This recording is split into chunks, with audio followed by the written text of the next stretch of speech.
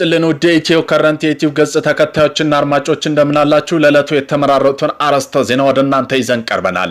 እስራኤል በአንድ ቀን ከ1200 በላይ ቦምቦች በኢራን ላይ መጣሏን አስታውቃለች። በዚህም በዝርዝር የዜና ትንታኔያችንን የምንመለከተው ይሆናል። ጸረ ሞሳድ በኢራን በሞሳድ ይመራ ነበር ተብሏል።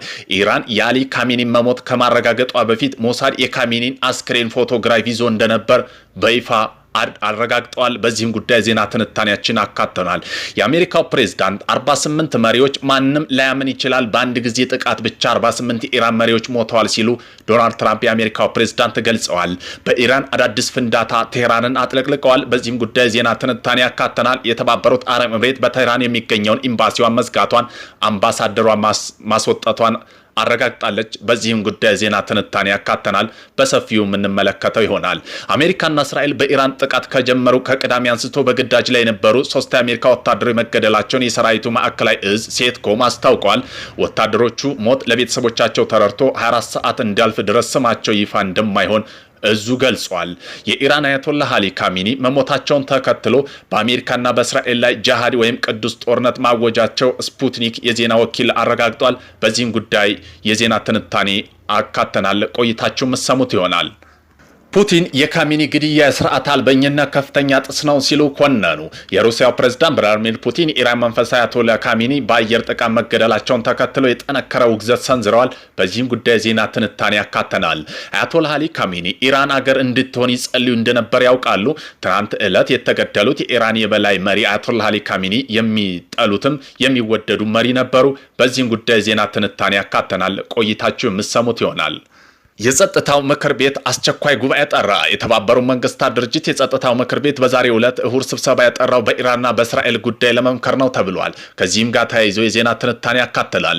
በአሜሪካና እስራኤል ጥምር ጥቃት የተገደሉት የኢራን የበላይ መሪ አያቶላህ አሊ ካሚኒ መሞት ተከትሎ ደቡብ ኢራን የሚገኙ ወጣቶች የመሪውን ሐውልት ሊያፈርሱ መታየታቸው ፎክስ ኒውስ በዘገባው አካቶታል። ብዙሃን የኢራናዊ የታወጀ ብሔራዊ የሐዘን ቀን መሰረት ለመሪያቸው ሐዘናቸውን በአደባባይ እየገለጹ በሚገኙ ጊዜ ብዙዎቹ ግን በአደባባይ ወጥተው ደስታቸውን ሲገልጹም ታይቷል። አያቶላህ አሊ ካሚኒ መገደላቸውን ተከትሎ ልጃቸው ሙጃታብ ባለስልጣኑን ተረክበውታል። በዚህም ጉዳይ የዜና ጥንቅራችን አካተናል። ቆይታቸው መሰሙት ይሆናል።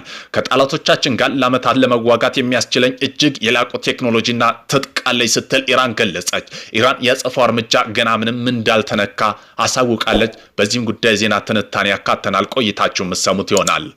እነዚህን የመሳሰሉ አርዕስተ ዜና ወደ እናንተ ይዘን ቀርበናል። ቤተሰብ ለመሆን ላይክ፣ ሼር፣ ሰብስክራይብ ማድረግዎን እንዳይረሱ። ወደ መጀመሪያ ዜና ትንታኔያችን ስናልፍ ጸረ ሞሳድ በኢራን በሞሳድ ይመራ ነበር ተባለ። ኢራን የአሊ ካሚኒ መሞት ከማረጋገጧ በፊት ሞሳድ የካሚኒን አስክሬን ፎቶግራፍ ይዞ እንደነበር ይፋ አደረገ። ይህ ፎቶግራፍ የተነሳው ካሚኒ በመስሪያ ቤታቸው እንዳሉ ጥቃት ከተፈጸመ በኋላ ነው። ይህ ሞሳድ ወደ ኢራን ከጥልቀት እንደገባ ለመረዳት ከበቂ በላይ ማስረጃ መሆኑን አመላክቷል። የቀድሞ የኢራን ፕሬዝዳንት መሐመድ አህመድ ነጃድ ዛሬ እንደገለጹት ኢራን ውስጥ የሞሳድ ሰላዮች ለማደን የተቋቋመ ሚስጥራዊ ደህንነት ክፍል በራሱ በሞሳድ ወኪልና በሌሎች 20 ሰላዮች ይመራ እንደነበር ገልጸው ነበር። ይህ በትናንትናው ጥቃት በርካታ ኢራን መሪዎች እንደተገደሉ ምክንያት ሊሆን እንደሚችል ተገምቷል። የአሜሪካው ፕሬዝዳንት ዶናልድ ትራምፕ 48 መሪዎች እንደተገደሉ ማንም ላያምን ይችላል፣ በአንድ ጊዜ ጥቃት ብቻ 48 ኢራን መሪዎች ሞተዋል ሲሉ ዶናልድ ትራምፕ ተናግረዋል። ሞሳድ፣ ሲአይኤ እንዲሁም ኤፍቢአይ በጋራ በመሆን የኢራን መሪ ካሚኒ ምን እንደሚመገቡና የት እንደሚያሩ ከማን ጋር እንደሚነጋገሩ ለወራት ሲከታተል እንደነበር ዘገባዎች ጠቁመዋል።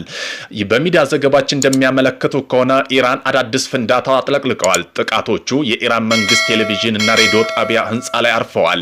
በተጨማሪም የፍንዳታ ድምጾች በዋና ከተማው ደቡብና ደቡብ ምዕራብ ክፍሎች እንዲሁም የኒውክሌር ኃይል ማመንጫ ጣቢያ እንደሚገኙ ቡሸር ከተማ ተሰምቷል። የተባበሩት አረብ ኤምሬት በቴህራን የሚገኘው ኤምባሲዋ መዝጋቷን፣ አምባሳደሯ ማስወጣቷን በዛሬው ዕለት በክልሉ የተከሰተው ባለው ከፍተኛ የጸጥታ ውጥረት ሳቢያ የተባበሩት አረብ ኤምሬት በኢራን ዋና ከተማ ቴህራን የሚገኘው ኤምባሲ መዝጋቷን አስታውቃለች። የተባበሩት አረብ ኤምሬት የውጭ ጉዳይ ሚኒስተር ዛሬ ባወጣው መግለጫ በቴህራን የሚገኘው ኤምባሲዋን ስራዋን እንዲያቆምና አምባሳደር ካሊድ አብዱልሮማን ቤልኋል በአስቸኳይ ወደ ሀገራቸው እንዲመለሱ መወሰኑን ገልጸዋል። ይህ ውሳኔ የተላለፈው በኢራንና እስራኤል እንዲሁም አሜሪካ መካከል የተቀሰቀሰው ወታደራዊ ግጭት ወደ ቀጠናው ሀገራዊ እየተስፋፋ በመምጣቱ ነው። ባለፉት ጥቂት ሰዓታት በዱባይ የጀበል አሊ ወደብና ሌሎች ኤምሬትስ ከተሞች ላይ የኢራን ሚሳኤልና ድሮን ጥቃት መሰንዘራቸው የተገለጸ ሲሆን በዚህ የሰው ህይወት መጥፋቱና ንብረት መውደሙ ታውቋል። ኤምሬት መንግስት ይህን ጥቃት ታሪካዊ ስህተት ሲል የኮነነ ሲሆን ለዜጎቹ ለዲፕሎማሲያዊ ደህንነት ሲባል ግንኙነት ለጊዜው ማቋረጡን ማስፈለጉን አመላክቷል። በተመሳሳይ ዜና ብሪታንያ ሌሎች ምዕራባዊ ሀገራት በቴህራን የሚገኙ ኤምባሲያቸውን መዝጋታቸው ሰራተኛ የማስወጣታቸው እየተሰማ ነው። አካባቢው የአየር ክልልም ለሲቪል በረራ ዝግ ሆኖ እንዲቆይም ተወስኗል። እስራኤል በአንድ ቀን ብቻ ከ1200 በላይ ቦምቦች ላይ በኢራን ላይ መጣሏ አስታወቀች። ኢራን የእስራኤል አየር ኃይል ከአሜሪካ ጋር ባደረገው የጋራ ጥቃት በትናንትናው ዕለት ብቻ 1200 በላይ ቦምቦች በኢራን ላይ ጥሎ እንደነበር አስታውቋል።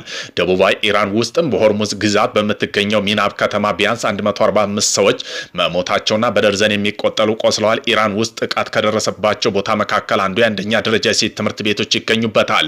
የኢራን የውጭ ጉዳይ ሚኒስተር አባስ አራግቺ በትምህርት ቤት የተፈጸመው ጥቃት ዘን የሚቆጠሩ ንጹሃን ልጆች ተገድለዋል። በዚህም አጸፋ ምላሽ ሳይሰጡ እንደማይቀሩም ዝተዋል። አሜሪካና እስራኤል በኢራን ላይ ጥቃት ከመጀመሩ በቅዳሜ አንስቶ በግዳጅ ላይ የነበሩ 3 የአሜሪካ ወታደሮች መገደላቸውን የሰራዊቱ ማዕከል እዝ ሴትኮም አስታውቋል። ወታደሮቹ ሞት ለቤተሰቦቻቸው ተረድቶ 24 ሰዓት እስኪያልፍ ድረስ ስማቸው ይፋ እንደማይሆን እዙ ገልጿል። የሶስቱ ወታደሮች ሞት በዚህ ዘመቻ የመጀመሪያ የአሜሪካ ወታደሮች ላይ ድረስ ሞት ነው።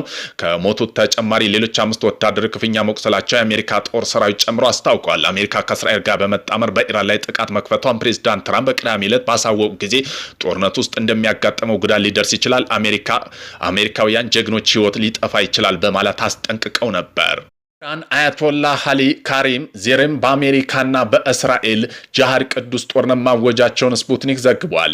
በሌላ ዜና የኢራን ሚሳኤል በማዕከላዊ እስራኤል ጉዳት ማድረሱ ተዘግቧል። በጥቃቱ ቢያንስ 8 ሰዎች የሞቱ ሲሆን ሌሎች 20 ገደማ የሚሆኑት ደግሞ ቆስለዋል። ከቆሰሉ መካከል 3ቱ ሁኔታ አሳሳቢ እንደሆነ ተናግረዋል። የኢራን የበላይ መሪ አያቶላህ አሊ ካሚኒን ጨምሮ የጦር መሪዎቻቸው በአሜሪካና በእስራኤል ጥምር የአየር ጥቃት ትናንት መገደላቸው መዘገባችን ይታወሳል። ፑቲን የካሚኒን ግድያ ስርዓት አልበኝነት ከፍተኛ ጥሰት ነው ሲሉ ኮነኑ። የሩሲያው ፕሬዝዳንት ቭላዲሚር ፑቲን ኢራን መንፈሳዊ መሪ አያቶላህ ካሚኒ በአየር ጥቃት መገደላቸውን ተከትሎ ጠንካራ ውግዘት ሰንዝረዋል። ፑቲን ለኢራን ፕሬዝዳንት መሱድ ፔጂካያን በላኩት የሐዘን መግለጫ ድርጊቱ ሁሉንም የሰው ልጆች ስነ ምግባር ደንቦች በዓለም አቀፍ ሕጎች በግልጽ የጣሰ አስነዋሪ ተግባር መሆኑን ገልጸዋል። ፕሬዝዳንቱ አክለው አሊ ካሚኒ በሩሲያ ዘንድ ታዋቂ ፖለቲከኛ ተብለው እንደሚታወሱና በሁለቱ ሀገራት ስልታዊ ትብብር መጠናከር የማይተካ ሚና እንደነበራቸው መስክረዋል። ፑቲን ለቤተሰቦቻቸውና ለሟቹ ለኢራን ጥልቅ ሐዘናቸውን መግለጻቸው የድርጊት በዓለም አቀፍ ደረጃ ሊያስከትል የሚችለው መዘዝ አስምረውበታል። አያቶላህ አሊ ካሚኒ ኤርትራ እንደ ሀገር እንድትሆን ይጸልዩ እንደነበር ይታወቃል። በትናንትናው ዕለት የተገደሉት የኢራን አያቶላህ መሪ አያቶላህ አሊ ካሚኒ የሚጠሉና የሚወደዱ መሪ ነበሩ። አያቶላህ ከሚታወሱበት ኢትዮጵያ ከሚመለከተው ተግባራቸው አንዱ የኤርትራ አማጽያን የትጥቅ ትግል መደገፋቸው አብነት ይጠቀሳል። ኢሳያስ አፈወርቂ በፈረንጆቹ በ2008 ኢራን ጎብኝተው እንደነበር፣ በዚያ ጉብኝታቸው አሊ ካሚኒ አግኝተው እንደተወያዩ ከጉብኝታቸው መጠናቀቅ በኋላ ኢሳያስ ስለ አያቶላህ እንዲህ ብለው ምክርነት ሰጥተው ነበር። አያቶላህ ካሚኒ በኤርትራ ነጻነት ትግል ወቅት በጁምዓ ጸሎት ላይ ተደጋጋሚ ኤርትራ ስም ይጠቅሱ እንደነበር ያስቡን ነበር ብለዋል። ውለታ ለመርሳት ፈጣን የሆነና ስለ ኢራኑ መሪ እንዲህ አይነት ምስክርነት የሰጡ ኢሳያስ አፈወርቂ ዛሬ አያቶላህ በእስራኤል ሰይፍ ተቀልተው ህይወታቸው ሲያልፍ የሐዘን መግለጫ ለማውጣታቸው ግን ጥያቄ የሚያጭር ሆነዋል። የጸጥታው ምክር ቤት ዛሬ በአስቸኳይ ጉባኤ ጠራ። የተባበሩት መንግስታት ድርጅት በዛሬው ዕለት እሁድ ስብሰባ ያጠራው በኢራንና በእስራኤል ጉዳይ ለመምከር ነው። ስብሰባ የሚመራው የካቲት ወር ሊቀመንበር የተረከበችው ዩናይትድ ኪንግደም አማካኝነት እንደው ተገልጸዋል። ኢራን ምክር ቤት በእስራኤል የተፈጸመባት ጥቃት በተመለከተ እንዲያወግዝ በውጭ ጉዳይ ሚኒስትሩ አባስ አራግቺ በኩል ደብዳቤ ጠይቃለች። ነገር ግን ፈረንሳይ፣ ባህሪን፣ ኮሎምቢያ የጸጥታው ምክር ቤት በኢራንና እስራኤል ጦርነት አስቸኳይ ስብሰባ እንዲጠራ ጠይቀዋል ተብለዋል። አያቶላህ አሊ ካሚኒ ሐውልት ፈርሰዋል። በኢራንና በእስራኤል ጥምር ጥቃት ተገደሉት የኢራን የበላይ መሪ አያቶላህ አሊ ካሚኒ ሞት ተከትሎ በደቡብ ኢራን የሚገኙ ወጣቶች የመሪው ሐውልት ሊያፈርሱ መታየታቸውን ፎክስ ኒውስ በዘገባው አረጋግጧል። አሊ ካሚኒ መገደላቸውን ተከትሎ ልጃቸው ሙጅታባ ስልጣን ተረክበዋል። የኢራን የበላይ ሃይማኖታዊ መሪ አያቶላህ ካሚኒ በአሜሪካና እስራኤል ጥምር የአየር ጥቃት መገደላቸውን የመንግስት የዜና ወኪል ማረጋገጡ ይታወሳል። በመንግስት 40 ቀን የብሔራዊ ሐዘን መታወጁ ተዘግቧል። የካሚኒ ሞት ተከትሎ ልጃቸው ሙንታጅብ ካሚን አዲስ የኢራን የበላይ መሪ ሆነው ተሹመዋል። ሙንታጅባ ለረጅም ጊዜ ሀገሪቱ ደህንነትና አብዮታዊ ዘብ መዋቅር ከጥላ ስር ሆነው ሲመሩ የቆዩ ሲሆን አሁን በይፋ ስልጣን ተረክበዋል። ትናንት የኢራን ብሔራዊ መከላከያ ምክር ቤት ስብሰባ ላይ እንዳለ በአየር ጥቃት 40 የሚሆኑ ከፍተኛ ወታደራዊ አመራሮች ባለስልጣን መገደላቸው ተነግሯል። ከጥቃቱ ሰለባ መካከል ኢራን ጦር ኃይሎች ጠቅላይ ኤታማዦር ሹም ጄኔራል አብዱራህማን ሙሳቢና ኢራን መከላከያ ሚኒስትር ጄኔራል አዚዝ ናሲርህ ይገኙበታል።